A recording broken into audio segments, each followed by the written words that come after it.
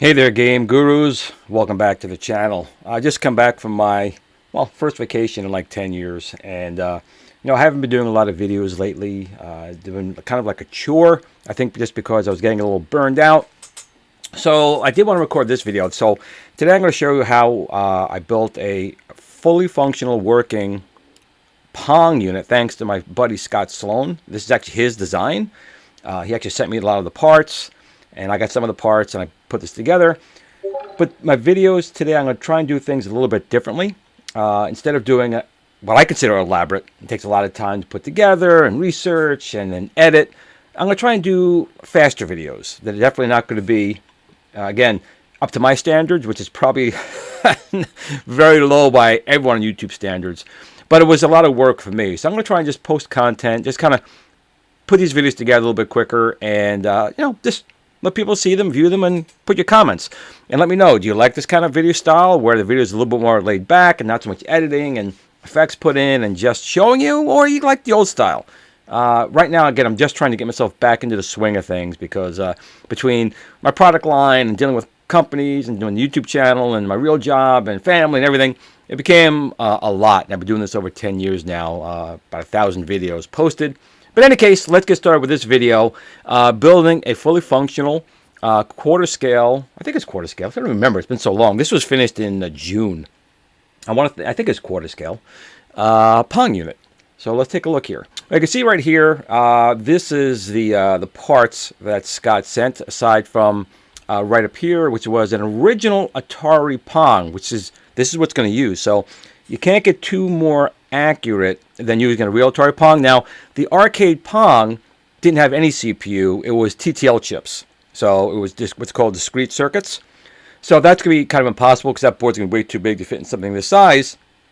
So the next best thing is using an original Atari home Pong, which is what this is. I got this off of eBay relatively cheap. I want to say like on 35 bucks. It wasn't in the best shape, but all I cared about was the PCB and the pots. And the pots are easy to fix, so I took care of that. And as long as the motherboard worked, that's all really I cared about. Now you can see right here, this was a Gary Campbell Pong I created with the Blaze Pong. So it uses the Blaze Pong unit that came out a few years back, and unfortunately that Pong was not done very well. Now I've talked to the gentleman who actually did I'm going to call the finishing touches of this, because the original programmer kind of screwed Blaze, didn't finish the project, walked off, and he kind of recommended that guy to Blaze, so he had picked up the project. But it was very limited time, money, and deadlines. So, unfortunately, the Pong and other games on here are not very accurate. However, at the time, it was still pretty cool having a small 1/6 scale Pong that went with my Build-A-Cades and New Wave toys. Now, this Pong is going to be more the size of Numskull. Now, Numskull is actually making their own Pong. And apparently, they are going to write from scratch the Pong code. And it won't be available until 2026. And I'll probably definitely get that as well, because that'll be real wood, and I want to support Numskull. They do really good products, I should say. I have their Pac-Man and their Space Invaders Part 2, and they are fantastic. I wish I picked up Galaxian and a couple other ones, but there's so many different items out there, it's hard to keep track. So I'm actually trying to downsize myself a little bit and get really just what I want. And I definitely want to get a couple of things, like the Battle Zone coming out, and definitely Pong for sure. But you can see right here, these are all 3D printed. And this is actually a stencil, which we'll go over a little bit later, to help make the the wood on all these parts. Now you can see here's a completed side put together. So that'd be this side right here on my 1/6 scale. And you can see there is a little joint. You're just going to clip these two together, and it's got screws. And now there was no instructions with this. And one of the issues I kind of had, which I thought was ingenious, but I was wrong. I thought everything screwed in from the inside. I forgot that there were actually screw holes on the outside, so I actually built most of this until I ran into a roadblock. I'm like, I can't put it together anymore. I wonder why. Well, because the screws are on the outside. I wish you had done it on the inside, only because you could take it apart if you needed to, without having to take off the wood veneer I'll put on later. But in any case, the cool thing about this project is it does run on battery. It does have its own power board. It also has, you can see right here, this circuitry right here. This actually can use real coins. Now, I don't mean like real quarters, but little plastic coins.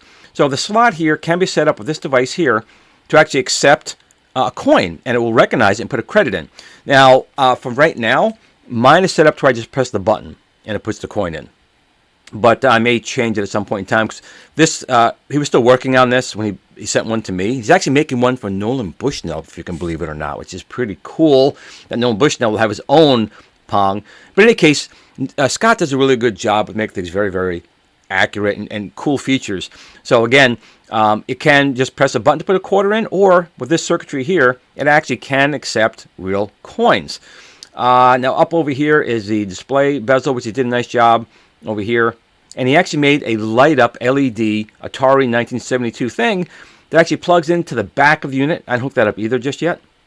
You see he's got the power button, USB-C, and a bunch of USB ports. So this thing is really, really phenomenal as far as the parts that he built. Now, at the time, I had an i3 Mega 3D printer, and the build plate definitely wasn't big enough to do these parts, and to be honest, it doesn't do a very good job. I now have a Centauri Carbon printer, which is actually a lot better, a much bigger build base. So in theory, I could build these in the future, but Scott has built me a 3D pinball, which he sent me the parts, and I assembled that, and now this one right here. So I can't thank Scott enough for these items, because this thing is pretty damn cool. Just another shot here, a little bit closer. I'm not sure if I could zoom in. Maybe I can zoom in a little bit here. Let me see. And move this over here. So you can see the coin mechanism right here. So here's the little sensor that would detect something going past the coin slot.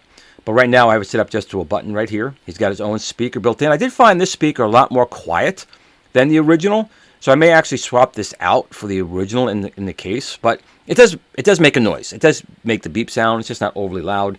And this is all the circuitry that would support the coin going in and so forth. So kind of neat. And you can see here is the power plug for his external LED board. A bunch of USB-A's, USB-C's in here, power reset over here. And if I go up to the top here, here's that 1972 logo that will light up. And of course you can see the power board, the battery, and the original Atari Pong that we're going to use as the as the base for this machine. I'm going to zoom back out here. Here's I actually did get a close-up. Here's the acrylic he did. 1972 is when Pong was released to the arcades. And this original, it's actually the Super Pong. They did have a one version before that, just Pong. But Super Pong here is fine. It does have 4 different games, which you could, in theory, select. But I have it set on just the original Pong to keep it as accurate as possible. Now, one of the issues I had was they used a permanently pressed button, and when you press this, it breaks the connection. So in the beginning, I was talking to Scott. I'm like, Scott, I can't get the game to reset. I can't figure it out. And it turned out that I had wired it wrong, thinking that it was when you pressed, it made the contact. When in fact, when you press, it breaks the contact. So that was a little bit of a headache going forward, but not too big a deal once you figured that out. Again, all the parts here, most of it 3D printed. The hardest part is really just getting this board out and setting it up for composite. If you can believe it or not, this Pong actually supported composite video, even though it only came with RF. Because back in 1972, no TV set had, composite out and in, or composite video and audio out and in. It was just RF. But it just blows my mind. There was a very easy way to tap and get just composite video and audio out of this machine.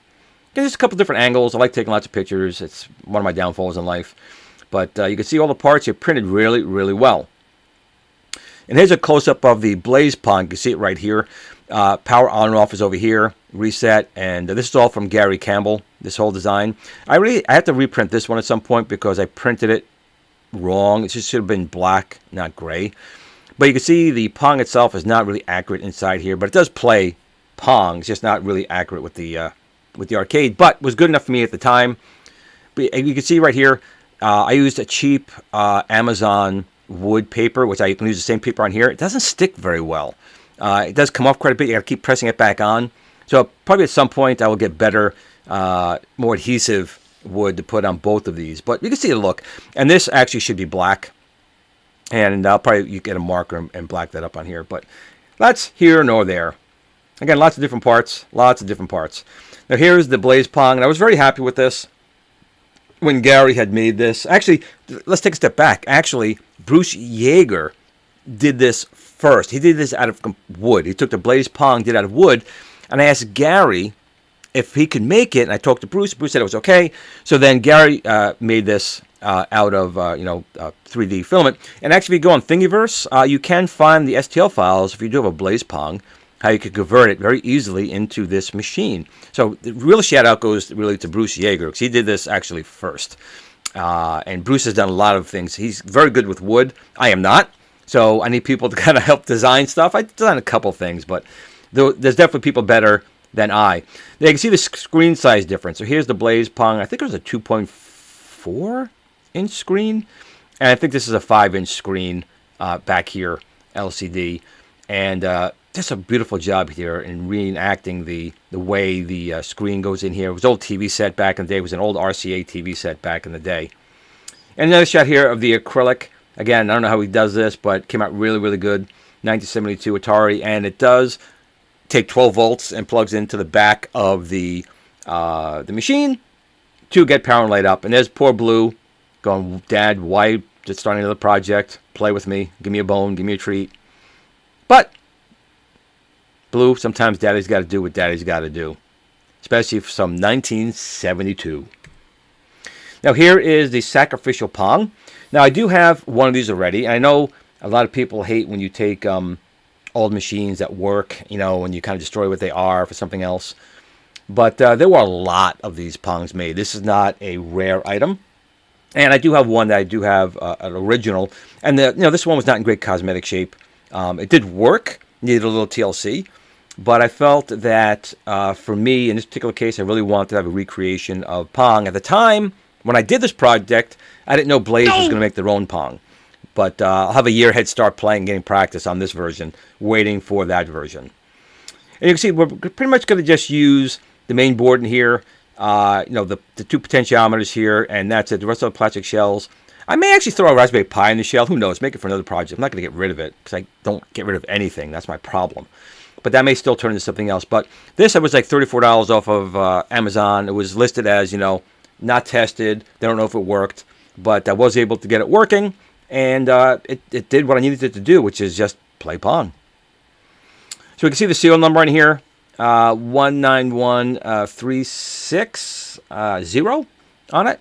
And this part was more of a pain in the ass than I thought, because they actually use a special, believe it or not, a security bit. Why? I know there were a lot of clone Pong units back in the day, and Atari may have worried about that, but Jesus, man, there was really no reason to put security bits. We'll get into that. It was a real pain in the ass to get to the motherboard in this machine. So you can see right here, it was just 2 regular screws. These were regular 2 screws over here. I was like, okay, that's easy enough. A regular Phillips head. They came off. Oh, these security screws. Oh, yes. I'm sorry. These were the security screws right here. So they were really weird. I couldn't get anything to grab on here. So I had to take a Dremel tool and I had to file and make it a flathead to get these out. And I hated to do that, but I had no choice. These were the screws. These were regular Phillips head. They came out no problem. Really easy to come out. And the only thing I had to really do was desolder these wires to get these suckers off. This is your game select, different versions of Pong. And this was your power jack back here. So you can see some of the dust started up here already from me trying to Dremel this out. Of course, the Dremel head wasn't even that good. It had to give it a hard time. So it was a real pain in the ass getting those out. These screws came out no problem. And it's funny, the channel selector for channel 3 and 4 was under the battery area, which is kind of, again, I don't get it, Atari. Could have moved over here a little bit. But that's where they put it. So that was the hardest part, was really just getting this plastic shell off. And once I started Dremeling it, I had this like, I don't know, a U-bit, I guess, a lock bit. And I was able to finally slowly get these suckers out, but it really was a pain. And I really didn't want to damage the plastic. Like I said, it may turn into another project at some point, so I didn't want to damage that.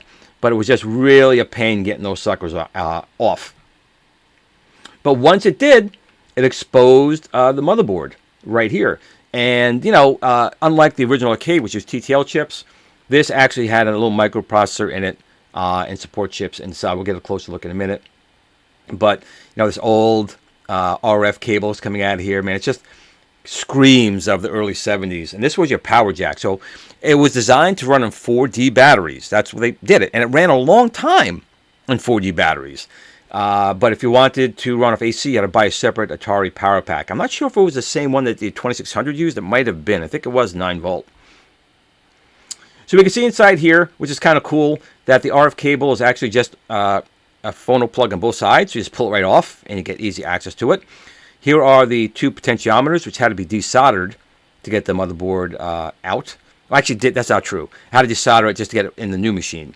And then we have our power coming in, reset button all over here. So they're all easy connectors over here. So overall, not too bad once you got those security screws out, which I still don't get, Atari, why you had security screws on that. And of course, they had to have the RF shield. That was a big thing back in the day with the FCC, making sure that you had proper RF shielding on these machines. And again, back then everything was RF, so your TV was RF, and I can't imagine it's generating a ton of RF, but the FCC is like, hey, hell man, you got to shield that shit. So they did. So you can see how simple it is in here. Basically, I have one chip here. I'm not sure what this chip is. This is, I'm pretty sure, is the brain of the operation right here. And then everything else here is really just power and dealing with the potentiometers and so forth. Power capacitor over here.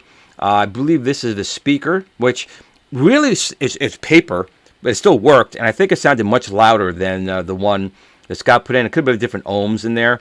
I think this was to adjust the between the channels 3 and 4 to fine tune it. And this is your channel 3 and 4 switch, which again was under the battery compartment, which is a little kind of dumb. But very simple design. Your power circuit here. This is your power circuit right here, and your speaker. This was your RF area right here, and then this was your actual Pong console. Very, very simple. And just another shot in here, a little bit better. You can see how to run this red wire here because I had to power the screen. So this was to gain power to the 5-inch screen that I was going to use, and ground was, I think, was just anywhere. I forgot where I pulled ground from. It might have been over here, this spot here. But you had to get power, and that was the hard part too, just trying to figure out where it was safe to pull power from. Now here I am taking off the top shell, so I had to take these screws off the 2 potentiometers because the potentiometer is actually soldered to the motherboard. So just once you take the 2 screws off, it gave access to the other side of the machine. And you can see right here, that's it. So here's the original speaker, and they melted the plastic around it, so you had to cut this off to get the speaker out. And you know, potentiometers are pretty good, but after 20, 30, 40 years, they have to be cleaned. Whatever's on those contacts probably is solidified and not very good dielectric grease anymore. So I just sprayed a bunch of... Normally what I would have done is actually pull these pins off, took it apart, really cleaned it, and put Detoxit on it, and then put on dielectric grease. But they weren't too bad, so I just sprayed Detoxit in there, which is also a lubricant in its own right. So that's all I did. Now this one here is a little kind of jittery, so I may have to take it apart again and give it another shot of Detoxit. But they work fairly well. Once you start using it for a minute, this one kind of settles down and works okay. But again, who knows how many hours of use these suckers have had, and they still work. So here's the top shell off. You can see how dirty that is. All that dirt and grime over the years from 1972, 73, 74 until today. The battery compartment's not going to be used over here. Your main board, the speaker. See, even all the speaker grill, all that dust and grime that has gotten over it over the years. And then the lock nuts for the potentiometers right here. And like I said, what I normally would do, if I could see it right here, you can bend, here's one of them right here, you bend that one, you bend this one, and you can take this top piece off and really clean the inside. I didn't think it needed it right now, so I didn't do that. And it's not something I really think I need to do. I don't play it that much, but if I ever have a problem with a potentiometer, you get inside that by very carefully bending them up, and you can clean them, detox it, and clean them up and put some good dielectric grease in there, and you'll be good to go. Here's a close-up of the motherboard here. I'm trying to remember why I even took this picture again. This is a good 5 months ago I took these photographs. Here's a cable. I think this is going to be my ground wire over here. But I think I was looking to find out where I was going to pull power for the monitor, and it wasn't this side, it was the other side.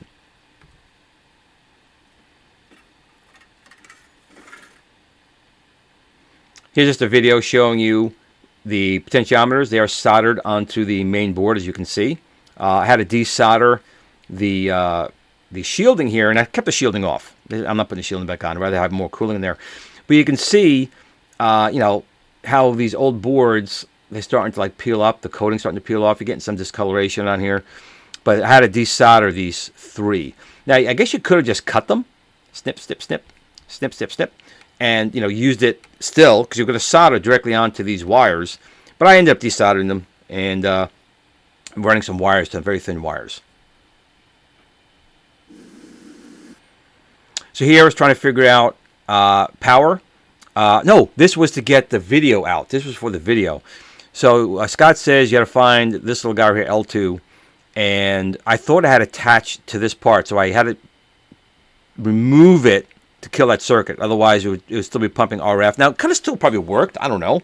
Keeping the old RF, but it probably has some interference. I ended up clipping it. But when I clipped it, you can see this, it broke.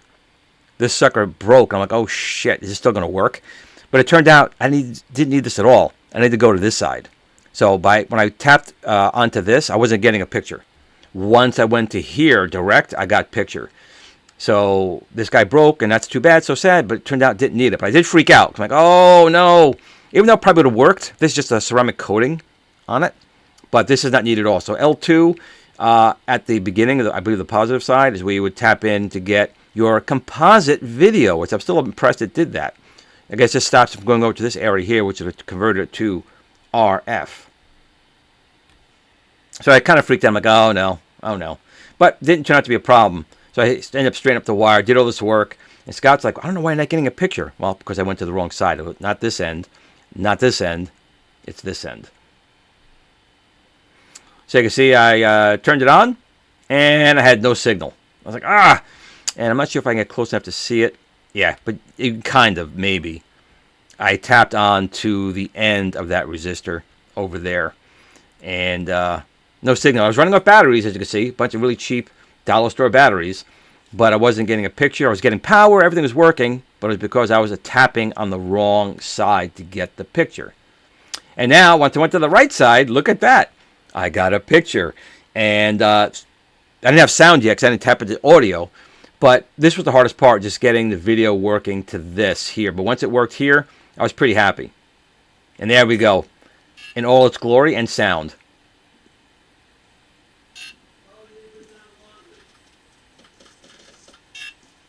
Now the sound you're hearing was still from the internal speaker. It wasn't coming from the TV set, so that was something that was still coming.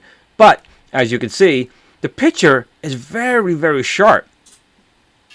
1972, not designed to do composite, supposed to do RF, but that is a really good picture. So pretty impressive. And another shot. I don't know why I'm taking all these videos of it, but that's what I have on this folder, so that's what we're going to take a look at. And that's the old, and this is going to be the new. If your desktop is not a mess, you're not a good tinkerer. Got to have a mess.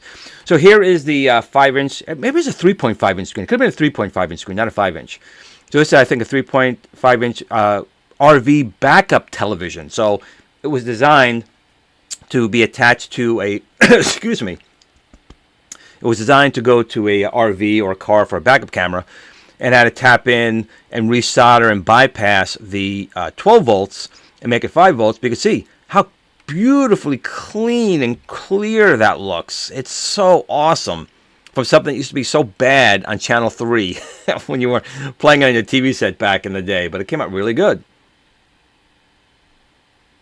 And there it is.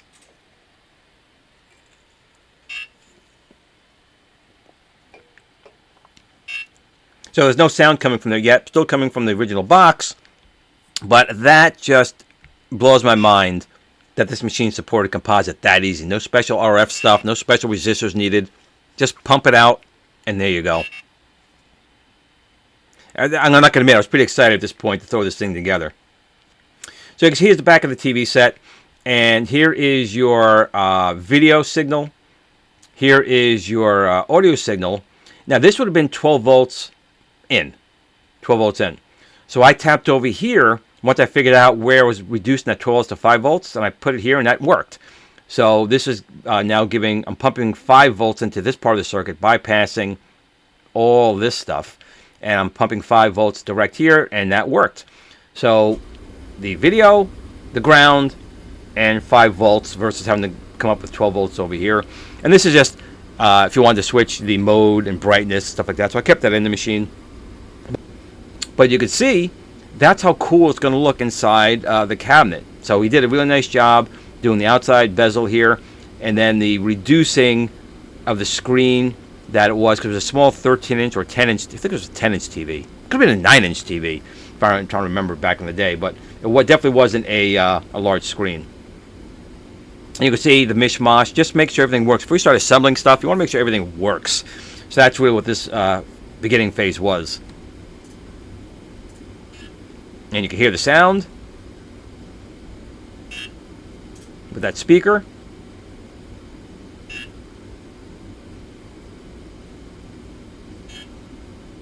And I stand corrected once again. Like I said, this video was recorded so long ago. I'm going to go back here a little bit. This did require that Atari 2600 AV board, and that's this right here. So I stand mistaken. That's why you should, when you record these videos, you should do it when you're remembering at the time. So this was an Atari board that took the signal and converted it and cleaned it up and amplified it. So it did require a small little board in there to get that clean signal, but it did come up with a clean signal. Now I think I did try it directly, and it did give a signal, but it was kind of dim. But again, this is my new video.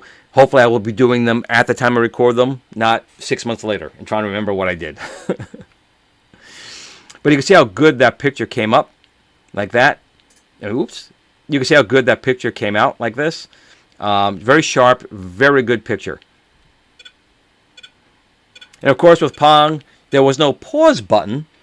But if you and your friend got lucky and you had to use the bathroom or hungry, just had to find the potentiometer in just the right spot, get the ball just the right spot during gameplay, and you could walk away indefinitely. It would just play until the battery died, unless you had the AC adapter. So I had to mark the left potentiometer and the right potentiometer so I know which one was going to go where. But things are starting to come together. Now I'm going to move the potentiometer, and that's it. Now you come back and you start playing your game again. Oh, look. Can I continue it along the same spot? Maybe? Nah. Nope. There we go. Got to play the game.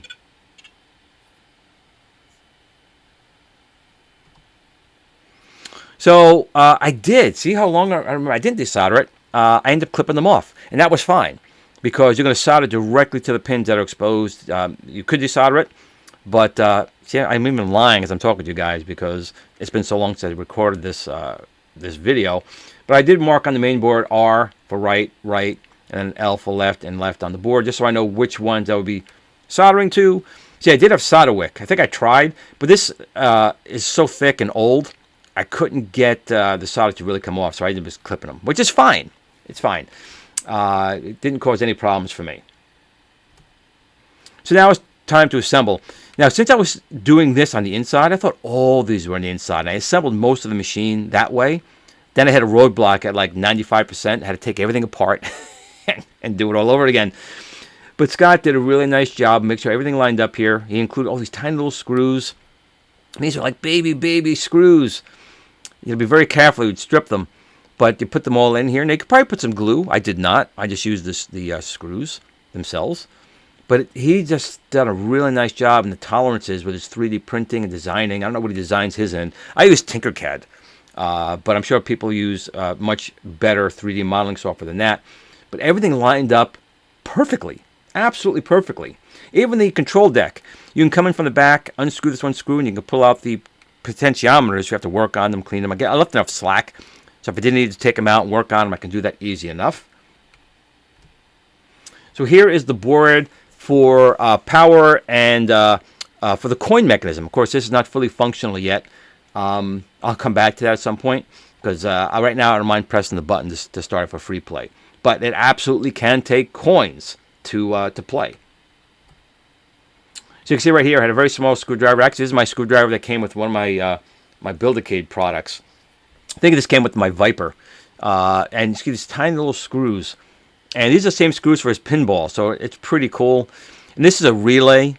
This is what, like I said, this relay is used for when you put a coin through, it throws this relay, which throws this relay, which does all this magic stuff, which will start the game. But such a great job with these little screws and the tolerances. So that part was done. And here's the reader mechanism. Again, I bypassed all of that for now, but I will come back at some point to it.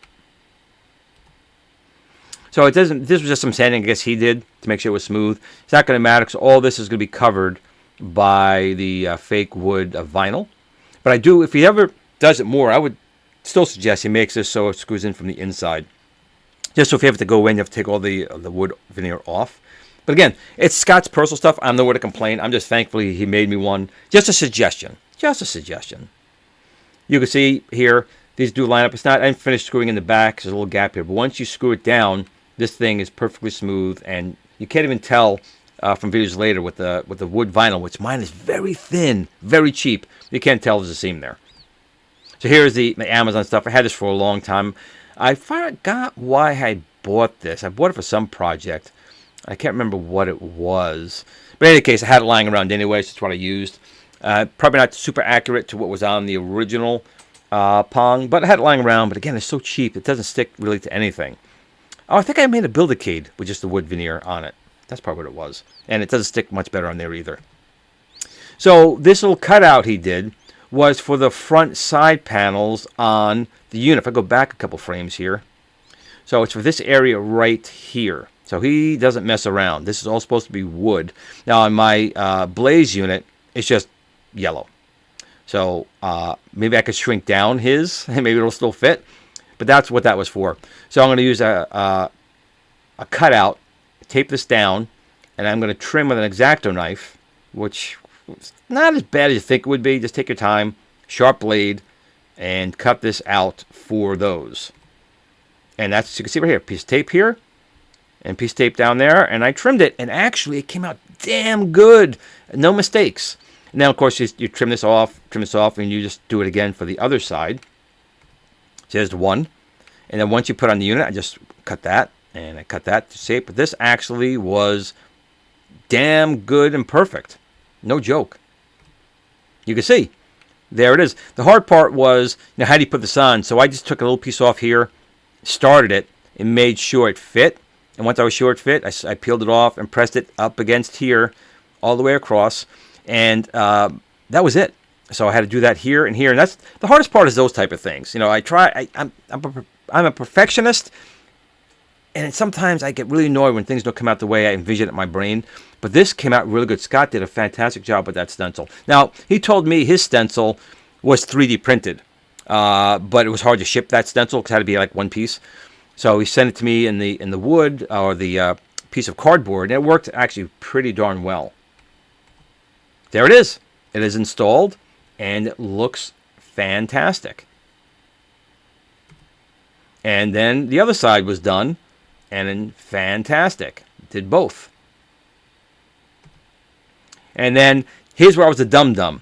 So you could see there were holes. There's holes here. There's holes all around here that I thought you went from the inside. But no, they're from the outside. So, of course, I veneered the outside. But I'm glad I did because I think I had to change this. I went from sideways. It was supposed to go up and down. So I did all this work, built the whole machine, and realized, shoot, I got to take this whole machine apart. I had to rip this off, and I had to do this all again. But I did it the right way. Second time with the wood grain going up and down versus sideways. But it does still look good. So same thing with the speaker area and the coin mechanism. That was a little bit easier. I just had to cut a piece and sit it on it. Then I just trimmed with a sharp X-Acto knife all around here and inside this area here. So that wasn't too bad at all. It was actually a little bit easier. So you can see how that turned out. See, the wood is going this way where these are going sideways. So boo-boo. So maybe it was good that I messed that up because I had to redo it again anyway. But it looks really good.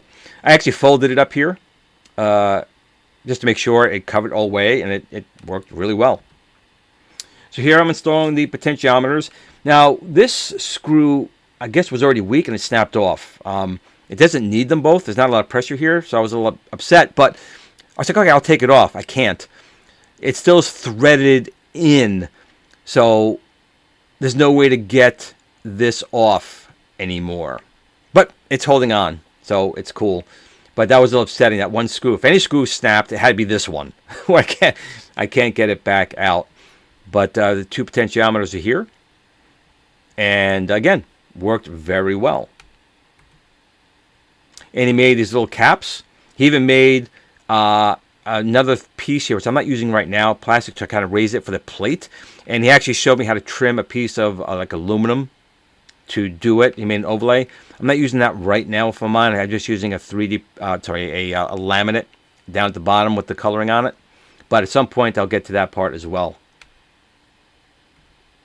So that's what he made me do here. So he used that like a stencil to cut out this metal piece.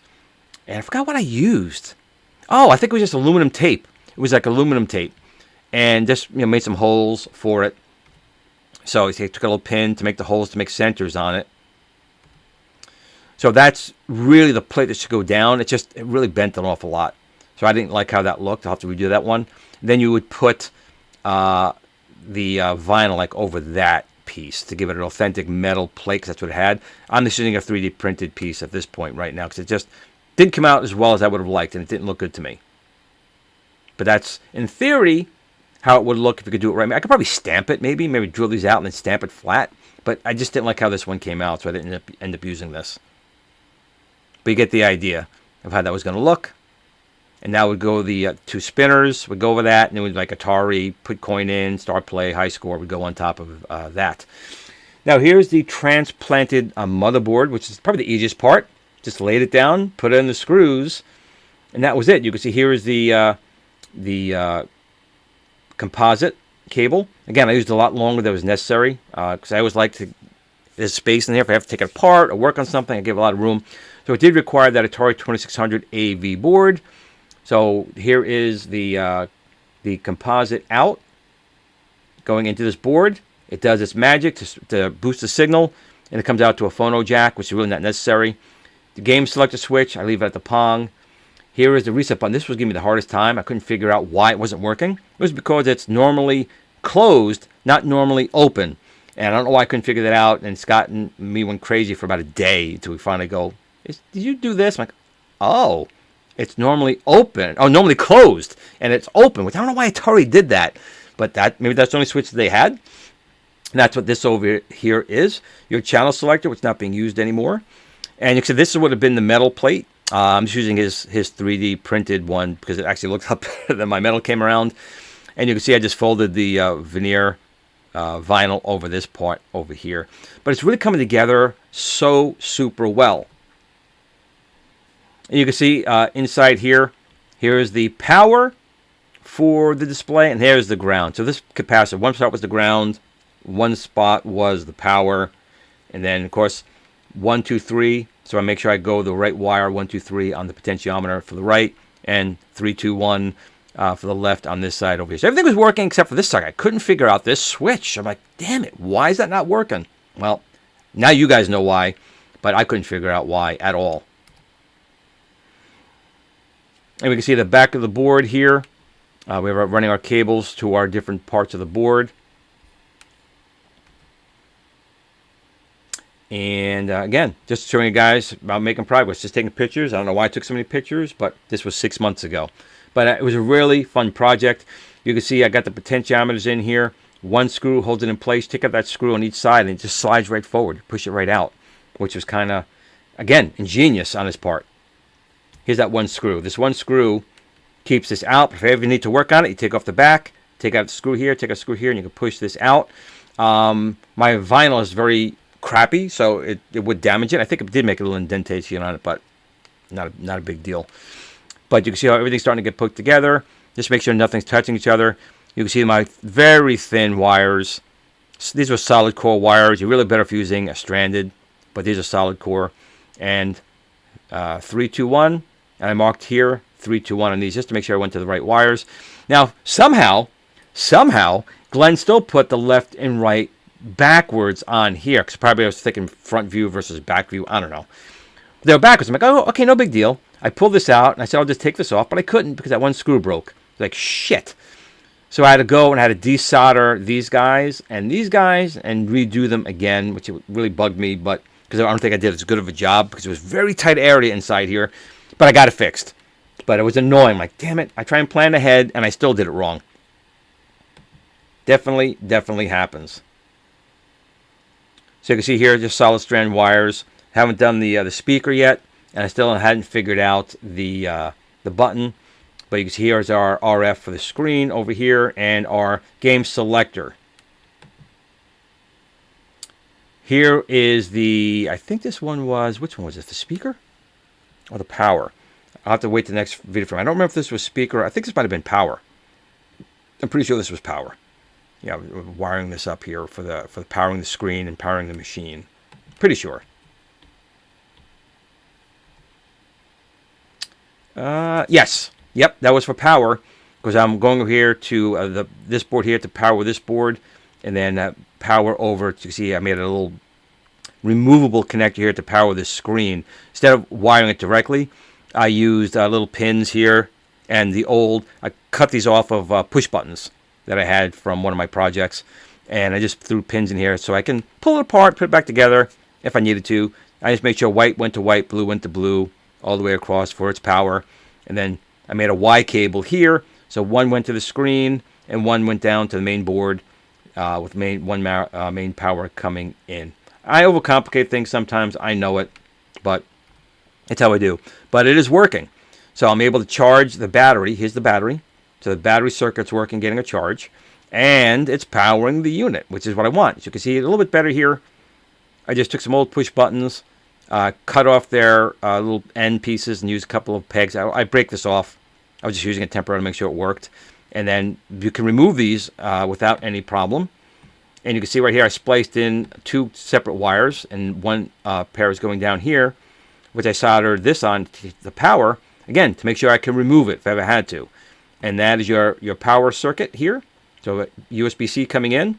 I haven't checked if power comes out here. It'd be kind of cool if it does, because I have to still power the 12 volts for the screen. I can use a buck converter to take the 5 volts up to 12 volts. And here's the battery.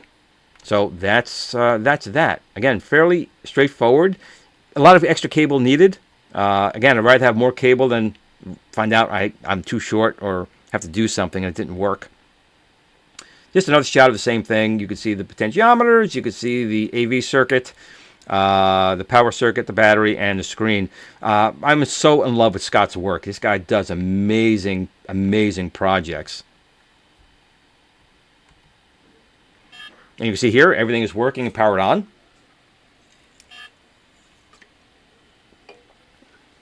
Potentiometers are working, but they're working backwards. They're working backwards.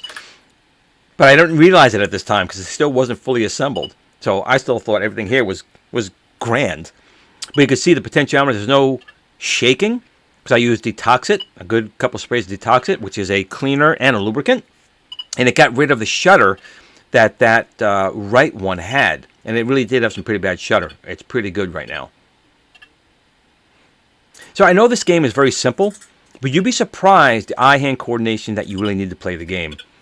You can see the power circuit's getting its power. I mean, when I was a kid, me and my friends and my brother, we would be going up and down, playing. The ball was going like light speed. We could do it. Now, I can miss it when it just launches. Like, first one, whoop, missed it. 1 point for the person. It's really funny how eye-hand coordination gets worse with age. I don't know what happened. There was a video there. Again, now I'm just really starting to put everything together.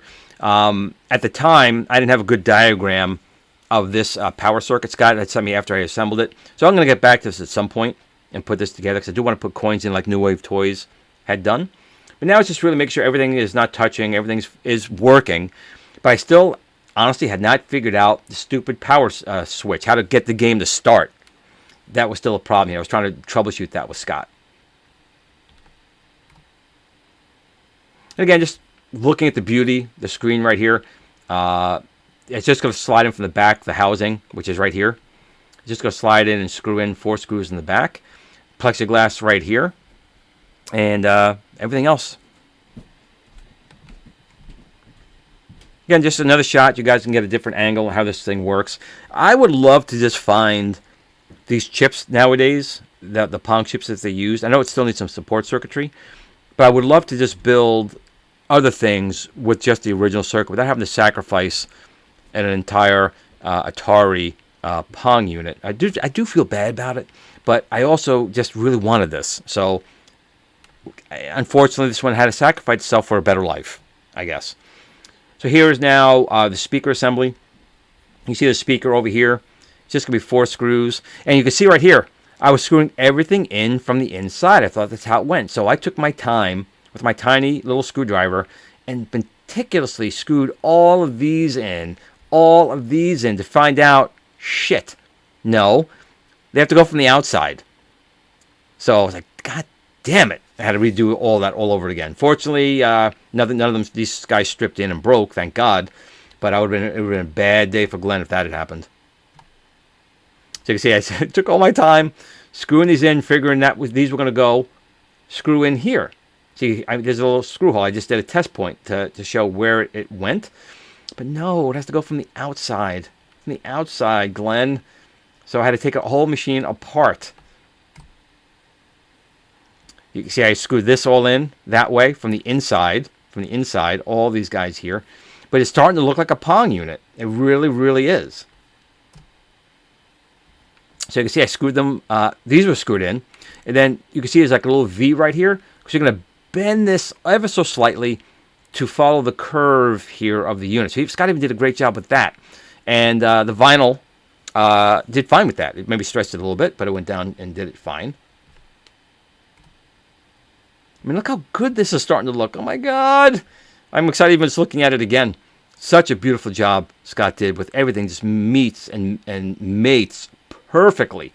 And, you know, you see the wood grain. I probably should have redid this one too. But I think if I did this one going up and down like this, you wouldn't have seen as much of the wood. So I'm actually fine leaving this one with the wood coming towards you versus going up and down. And you can see, screw these in wrong. I was so proud of myself. Like, oh, I'm doing such a good job. I'm going to bend this and made the 3 holes here for these screw holes to go in. And in moving this, I think one of these screws, when I had to redo it, like gashed a little bit. But it's hard to tell. I know it's there, which drives me a little crazy, but I'm not redoing it. It's going to stay. Oh, and you can see right here, I did use some Teflon tape just to make sure nothing shorts if anything touches in there. You always use Teflon tape if you can on PCBs. And you can see it's finally screwed in all the way. I think this might have been the spot right there. Yep, that was the one little spot. It's here. It made a little scratch, but it might have been there too. I don't know. Definitely this one. But I'm not taking it off. It's staying. The real Pong machines took a beating. It was in the arcade. They're never going to be perfect. And I was really proud of myself with this. I was just so excited doing this. Of course, I have to have my Coke. I'm having one right now. I'm going to take a sip right now. It's in my coffee of the morning. And, of course, doing it on the dining room table with no protection, which is dumb. But I did have my old dining room leaf that was bad. They left the old one that was bad. That I do my cutting on. So I was working on all the cutting. I do it on this nice flat surface to work on. And here's the side before I put the vinyl on it. But again, I was just so proud of everything here. And I even took pictures with these screw holes, not putting 2 and 2 together. So I had to redo it. I had to redo it with screws on the outside.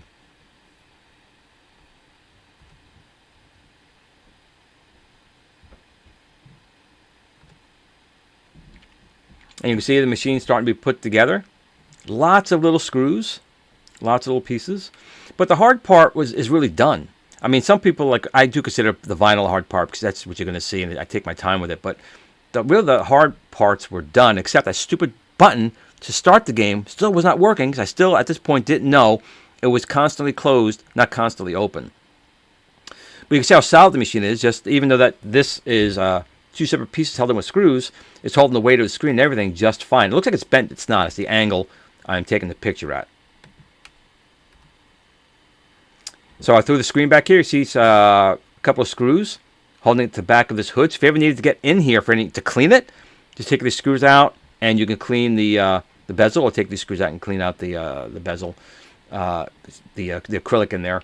You can see the potentiometers and the machine. The motherboard, it's impressively small for 1972 technology, for having a power circuit, the Pong circuit, and then the control board circuits and everything like that. And then battery. It's got to know it's got battery or AC coming in. Here's that infamous reset button switch to start the game. I couldn't figure that stupid thing out. So here, again, I had to recut the vinyl. So this is the new vinyl with the wood going this way versus this way. So I knew I screwed up and had to redo that. So that was all cut. And actually, I take that back. I take that back. Again, this is 6 months ago. This is the vinyl I pulled off. How easy it comes off. It didn't tear or anything. I realized, I said, maybe I can reuse this. I ended up not reusing it. I ended up just cutting new. But I had to take it off because I realized I have to come in through these screws on the outside. So, dumb me. But again, it was worth it because I had to change the orientation anyway. But that looks really good. And Blue's even going, Dad, you're doing a great job. I'm like, thanks, Blue. I appreciate it.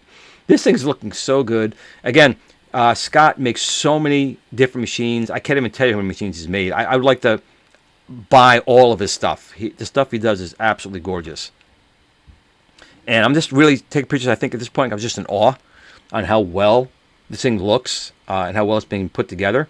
And again, I know Blaze is going to be doing this as well, so I would definitely pick that up. But in the interim, I'm able to play it now.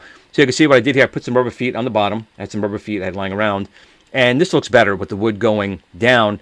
And you cannot see, this is not the seam going across. That's just the paper. I think it was just the paper itself. You can't even barely feel that the line is more like around here in the middle. We definitely can't see it. But it's got a good feel to it. It feels like it could be wood. And it's really looking good. So I just laid it down on each side this time. And I just carefully cut around the machine. So it may have even come out better. Just took my time. The important thing is to make sure that it was going parallel right. You don't want, coming at an angle or something like that. So that took some time. But once I had that set, I was good. And I cut it with new blades each time. I got all these blades for like $2, like 100 blades. So every time I'm cutting, it's a new blade. And I think that looks really good. Again, you can see these are coming out. But I think that looks better. It would have been very hard to see, I think, the wood going down. So I do like the wood going that way. And then this looks really freaking good. I couldn't wait to play it. Now, what I might do, honestly, is I may come out the back with a couple of ports so I can use handheld paddles. So if you don't want to play it on here, you can play it on a big screen TV. So that's a mod I'm planning on doing this at some point. But that's not the case right now. It's totally portable. But that's just looking friggin' awesome. My other panicking moment was doing this part, the yellow Pong logo vinyl in here and here, because again, I'm kind of a perfectionist and I'm not good with it. So it took a long time and I got it done, but I'll get into that part later. There's more to talk about on that. So just some pictures showing you how it came out. I'm just really proud of how that thing looks, even incomplete. It came out really well. I like how it looks like it's a TV set. Back in the day, the PLA, I think he used PLA. This just looks so good. I know I'm getting excited over something like this, but that's just me. So you can see all the different parts, and I still have easy access to the coin area. So once you take off the back, there's quite a bit of room to work in here. So I will work on this coin mechanism at some point in the future and do another video on that. But right now, I couldn't even get the damn thing to work with the push button. Once I take off that push button and use my push button, I couldn't get it to work. But we figured that out later on down the road. So here is the backboard, the power circuit here. And I was trying to figure out how Scott was doing it because using the screws, they would interfere with each other. So I figured it out. But he has a lot of ports. He has a USB hub back here. So you have a lot of expandability on this thing. So he did a great job. The guy knows what he's doing, and he thinks everything through meticulously. Here's that Raspberry Pi UPS pack, which charges the battery and keeps the machine running as it's charging. If something happens to power, it goes to the battery. That's why it's a UPS. It'll go from AC to this battery pack, no problem. I do have power for the board and power for the TV set. So I have everything marked out. Still the switches over here. And this is the power board power on button over here. I don't use this one. I'm not sure what he was using this for. I mean, that might have been if you set up the coin mech. I bet that's what this for. If you use the coin mechanism and you want to use a free play, I would solder that to here versus the coin mechanism on the front. So that's probably what that is. I didn't hook this up either. This is the 12 volts that would go to the acrylic. So the acrylic right now doesn't light up, but I'll work on that too. So here, again, Atari was at least good with these easy quick connects for everything on here. And I'm not sure if these were for potentiometers, if you want to use external, because Atari did support, I have a 4-player version. So if that's what this is, that'll make me much easier. I can buy some old Sears Super Pong remote paddles and plug it into these. And then I would just do a mod for the composite out on the back, but I actually have a composite to HDMI. So this thing has possibility still in its future. So again, I think it's powered on. You can kind of see the screen's kind of illuminated right here. It is connected with the barrel jack connector here. And I did put on the 2 spinner tops and the stencil for that aluminum cutout because I didn't really care for the way my aluminum cutout worked. And here's a view of it.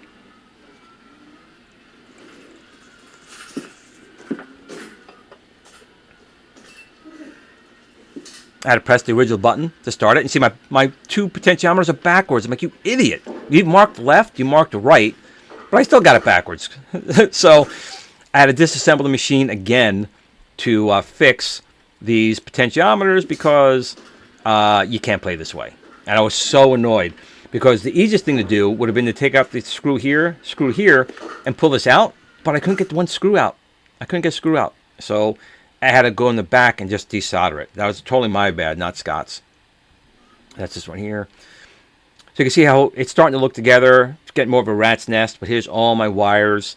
Here I put the switch here for the different game modes, which I'm never going to touch. But in theory, you could change it, but I want this to be Pong, so that's not going to change. Here is the different buttons for the AV and the brightness and so forth on the display. I had to go in here very carefully and desolder 1, 2, 3, and desolder 1, 2, 3. Put these cables over here and put these cables over here, which was delicate work. Power board's down here. And that's probably what this is. So here's the main power button, which turns it on. And if you make this circuit work for the coins, that would be a way to reset it to get the game to start if you don't want to put a coin in. USB-C power, not working yet. This will be powering the LED 1972 acrylic Atari logo and a bunch of USB ports. So the machine's a beast. Maybe used as a power bank, maybe. I don't see why not. Another potential thing. Just one with that I used a flash in case I couldn't see it in that other picture, some of the things. You can see all the screws holding in it over here. I don't have the coin mechanism in yet because I have this stupid button. Still was not figured out yet at this point. Like, I don't understand why it works here. It's because this is a constant contact, and when you press it, it breaks contact. Where I was using it buttons as it was always broken contact and press the contact, and it wouldn't work. And it drove me absolutely insane. I'm going to keep talking about it because it really drove me insane.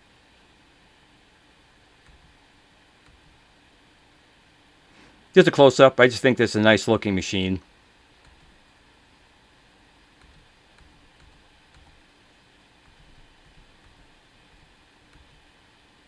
So the last thing you need to do is obviously, cut out all the stencils and get them all working the way you want. So Scott had sent me this image of the back of the Atari Pong, giving the model number, serial number, volts, and so forth. And you have to have a good X-Acto knife. You cut this sucker out. There's a metal ruler to cut it out. And that's what you get. Then you peel off the back and just stick it on. That's what you want. These were harder. As you can see, the very top one in the upper right is actually just paper. I did it in paper just to make sure it was like the right size and looked right. Then I went to the vinyl. And you got to take your time cutting out that middle part. You don't want to make any mistakes around that screen area. Then the outside's much easier. Just use a ruler and cut it out. And then this is what you're going to end up with, which it looks pretty damn nice. And on the back, we just stick that Atari logo on the back right there, the decal, and we're all set to go.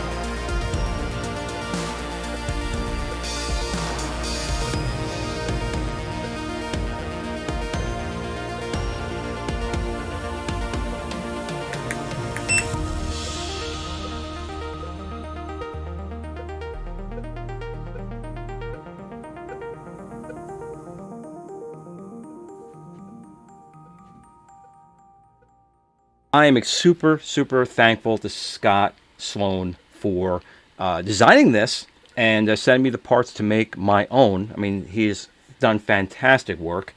And I'm very much looking forward to the Numskull version of Pong and Battlezone and some other machines they're coming out with. They're going to the older retro gaming machines, not newer machines, the older ones that actually, for me, has a lot of nostalgia. So until 2026, when Battlezone comes out and Pong, I'll have to make do with this version right now.